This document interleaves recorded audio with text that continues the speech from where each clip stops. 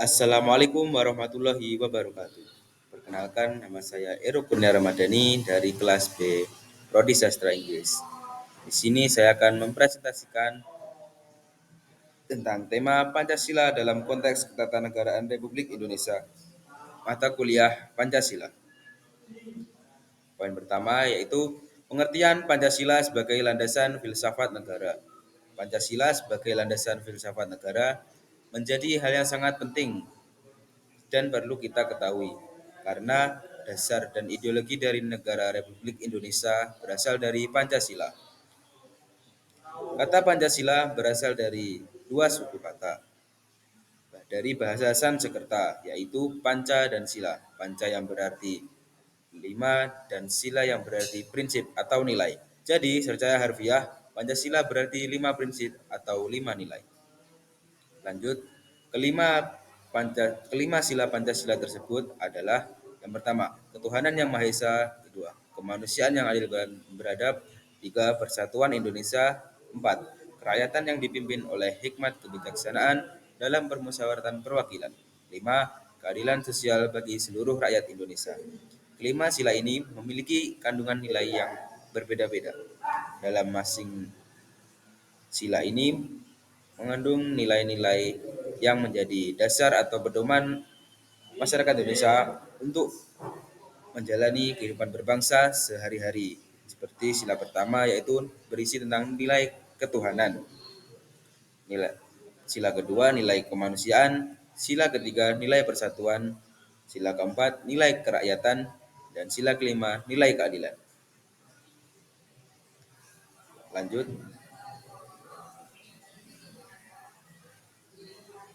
Pancasila adalah filsafat bangsa Indonesia yang diperoleh sebagai hasil perenungan mendalam para tokoh pendiri negara, the founding father, ketika mereka berusaha menggali nilai-nilai dasar dan merumuskan dasar negara. Untuk di atasnya didirikan negara Republik Indonesia. Poin kunci dalam sejarah pembentukan Pancasila oleh Bung Karno dan Bung Hatta.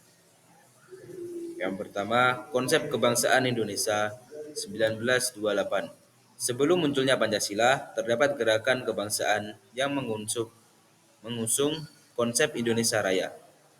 Pada tahun 1928, para pemuda Indonesia menyusun Sumpah Pemuda yang menyatakan tekad untuk bersatu dalam satu bangsa, berbahasa, dan berjuang untuk satu tanah air, yakni Indonesia.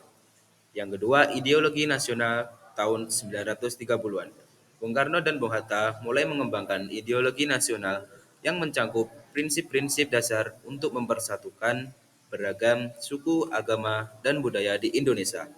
Mereka menekankan pentingnya persatuan untuk melawan kolonialisme. Yang ketiga, pidato Soekarno di BPUPKI 1 Juni 1945. Pada tanggal 1 Juni 1945, Soekarno menyampaikan pidato di depan Badan Penyelidik Usaha-Usaha Persiapan Kemerdekaan Indonesia atau disebut BPUPKI. Dalam pidatonya, ia menyatakan bahwa Indonesia harus memiliki dasar falsafah sebagai panduan bagi negara yang baru merdeka. Yang kedua, rumusan Pancasila di sidang BPUPKI 18 Agustus 1945. Sidang BPUPKI memainkan peran penting dalam pembentukan Pancasila. Pada tanggal 18 Agustus 1945, Panitia 9 yang dipimpin oleh Bung Hatta dan Bung Karno merumuskan 5 sila dasar Pancasila sebagai dasar negara Indonesia. Yang kelima, Proklamasi Kemerdekaan 17 Agustus 1945. Hanya beberapa hari setelah rumusan Pancasila, pada tanggal 17 Agustus 1945, Soekarno dan Bung Hatta memproklamasikan kemerdekaan Indonesia. Meskipun Pancasila belum secara resmi diakui sebagai dasar negara pada saat itu. Ideologi ini menjadi landasan bagi pembentukan negara Indonesia. Yang terakhir, penyempurnaan dan pengakuan Pancasila 1966. Setelah berbagai perubahan pemerintahan pasca kemerdekaan, Pancasila secara resmi diakui sebagai dasar negara melalui TAP MPRS nomor MPRS nomor 1966 pada tahun 1966. Pada saat itu, Pancasila diakui sebagai ideologi negara yang memiliki nilai-nilai dasar untuk mempersatukan Indonesia.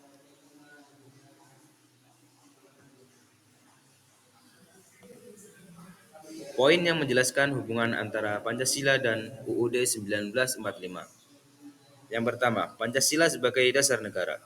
Dalam pembukaan UUD 1945, terdapat penegasan bahwa negara Indonesia adalah negara hukum yang berdasarkan Pancasila.